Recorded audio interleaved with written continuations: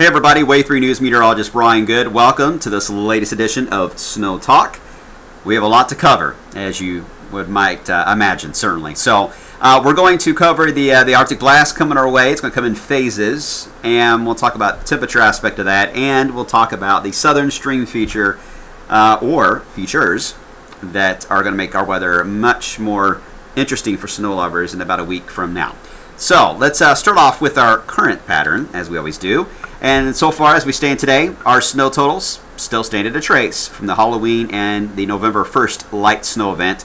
Not a big deal, but still. Our first measurable snow doesn't happen until the 7th of December, so we're way ahead of schedule even on that idea that it could happen here in the next week or two, and I think it could. Snow Talk covers that. Thursday afternoon, I've got a chance in there. It's not enough to even get a half of a Twix bar for this. This is just snow flurry.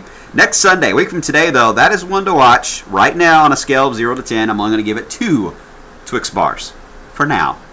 And then right after that, a 1 Twix bar event between the 20th and the 22nd. Tonight, we're tracking just a few high thin clouds, but a cool night tonight. It's not going to be warm, but not as cold as it has been, certainly. As I broaden the radar view out, let me set the stage for what's happening across the lower 48. A few things to point out. One would be the fact that we have some high thin clouds passing through the Great Plains. Those will pass over us tomorrow. There's a strong southerly flow in this area, and we're going to enjoy that tonight as far as keeping us from getting below freezing. Certainly, it'll be a milder night, upper 30s, low 40s. And then 60s, not far from 70 in spots for Monday and part of Tuesday. But this is going to ruin it all. This is the Arctic front, the one that's capturing all the headlines right now. This is actually one of 2 fronts. They're going to pass through the area as we head into the next 7 days. This first front right now that's going to be passing through the area as we head into Tuesday is really going to give us a rain chance and a slight drop in temperature. But if you see the spinning motion here across areas of Canada, that's the main low. And it's going to send another wave, another front along with it. It'll dive down behind the one that comes through Tuesday. This one will arrive on Thursday, and that one could be the one that could give us perhaps a few snow flurries. And that's going to be the one, too, that's going to really knock us down temperature-wise. On Futurecast for the rain event, notice the Arctic front moving our way. It develops a boundary on the southern flank. You'll see rain, snow break out in Missouri there, and then just rain showers for us. It's too warm for snow. But a narrow band of showers. We're not even expecting thunderstorms out of this. It's just not, all the dynamics are just not there for this to play out that way. But a band of showers passing through in the early afternoon hours for Tuesday, for Veterans Day. I think the parade will make it in at 11 a.m., but just after that, showers will be passing through. And then we see that slight drop as we head into Wednesday. But as I mentioned, it's that secondary front that'll give us the big drop Thursday and a few snow flurries, mainly for the mountain areas, the eastern part of the Ohio Valley. I wouldn't rule out a few snowflakes that may fall and across northern Kentucky and southern Indiana, but right now I'm keeping that at a 10% chance. Not a big deal, but it will come with the Arctic air, which will set the stage for next weekend. It'll be in play at the same time. The southern branch of the jet stream, the subtropical jet, kicks in. We get a couple waves of low pressure riding along it. There's one significant one that'll develop, though, about Sunday. And that is the one that's going to arrive with the Arctic air at play. And that then leads to the obvious question, is it going to be rain or is it going to be snow? Well, let's dissect that. Here are the indices. For those of you that are weather watchers and watch the models. The AO. Here it is in the European. Here it is on the GFS. And here is the solid line that goes across. That is what is considered normal or balanced, if you will. Anything above that goes into positive territory. Anything below that goes into negative. Where you see the black dotted line, that is the actual mean or the average of what is likely to happen. And these other little lines are like other members of the actual model that are saying different suggestions or ideas, but the model is picking out one particular path, and it denotes that by that black line. So anytime we see the AO go negative below this line, the polar vortex, if you will, I hate saying that because I don't want it to get catchy on Facebook or Twitter. But anyway, the cold air gets juggled around basically in the Arctic, and that allows it to move around in chunks around different latitudes, and in some cases can impact the mid-latitudes, and that includes Europe, Asia, and North America.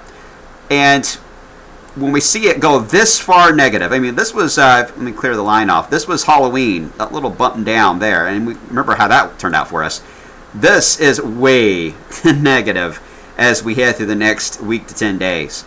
That means the cold air, by all means, is readily available for the grabbings. And Now, the GFS isn't as dramatic with that drop, but it still is negative. European has been holding its own on the sharper drop. The NAO tells us how much blocking there would be for weather systems. When we see it go negative, that means the weather systems can deepen, they can move slower, and they will curve up the eastern seaboard versus going out to sea. We see that on the European, and it's a slight negative trend, almost neutral, in fact, on the GFS. Not as strong of a signal blocking as we have on the European. PNA tells us basically, it tells us the jet stream configuration. You go into positive land, the jet stream is going to have a ridge in the west and a trough over the east, basically what it means. Not to get technical, but and then the European, both of them show positive. So the jet stream is taking a dip in the east and a ridge in the west. So you line all these up, and you're getting all the good signals here for a cold pattern that is going to be developing across the country. So as we head into Saturday and Sunday, the models are going to vary a lot on how this is going to play out. And I mentioned this before, and I mentioned it on Facebook and even Twitter, I believe. Do not get caught up on all the different model runs that are going to handle the system for next Sunday into Monday. Don't react to them. Don't get excited if it shows a massive snowstorm over Louisville. Don't get disappointed when it shows it over Chicago. You've got to keep in mind, the models are dealing with an anomaly event. That low pressure in the Bering Sea set records for pressure. The models want to trend toward climatology, try to balance things out for what would normally happen in November. So there's going to be mistakes here on how the models are going to handle an anomaly event. So given that factor alone, it's really hard to trust model data beyond 4 days right now. Beyond 4 days, I am a skeptic. So I have to look at the big picture. The big picture tells me the pattern supports an Arctic blast. It also tells me that we almost always see cyclogenesis in this kind of area of this type across this region of the United States that takes place in Arctic blast. And then it would head out to sea. With the NAO going negative, that tells me that it's likely going to curve up the eastern seaboard. So then the debate comes into small features that make a big difference. First off, how deep is this cold air going to be when this feature moves out of Texas? If it is too overpowering, this low pressure will likely dive into the Gulf of Mexico and not give anybody anything in the form of wintry. And the Canadian is hinting to that idea. If it's just weak enough to allow the system to go eastbound, we're going to be right on that fence of a rain to snow scenario. And if the cold air is not deep at all and begins to relax somewhat by the time the storm gets its act together and rolls out, in other words, it takes longer than Sunday to move out of Texas, we have a chance to warm up, and then it's going to be a Chicago snow event. So there's a lot of factors we just do not know the answers to. So I urge caution when I show you these maps. I'm just showing you the trends and how the models are handling it as of today. But keep in mind, you got to look at the big picture here. Pattern supports a storm. Cold air is at play. The storm will likely curve. That's really all we know at this point. More than that in specifics, we just don't know. All right, so this is the GFS as it stands today. The latest run has given us a swath of snow across Kentucky with accumulating snow potential. I'm not going to discuss amounts. I'm not going to get everybody all hyped up on that. Here is the European 13K resolution, the new one that's experimental, courtesy of our friends over at Weatherbell. So check out their site if you can. It's a paying site, but it's worth the money, folks, to get this, because you get this data. It's really nice to have. But look what the experimental model does. It tracks it to the north. It becomes a snow event north of Louisville. It's got much more of a curving feature to it, and it does retreat the Arctic air just enough to allow that to happen. Here is the European. Well, European would be quite the headline maker, certainly, for a snow path from Arkansas through Kentucky, heaviest in southern Kentucky, in fact, if you trust the European. And the Japanese, which doesn't really forecast a lot on snow potential, but it is giving us the rain-snow line right across the area, which only complicates the pattern even more. But what's more interesting is that even after we get some snowfall, if we get some snowfall this Sunday, Monday, the Euro, because again, it's got a snowpack in through here, as the Euro saying, so it's forecasting high temperatures. It's hard to see on this map, but this would put us in the 20s for highs. About a week from Veterans Day, so the following Tuesday, if we get a snowpack. Wow. That's just, it's crazy for November standards, folks.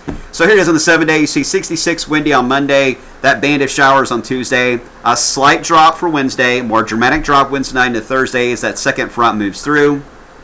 Cold air is at play.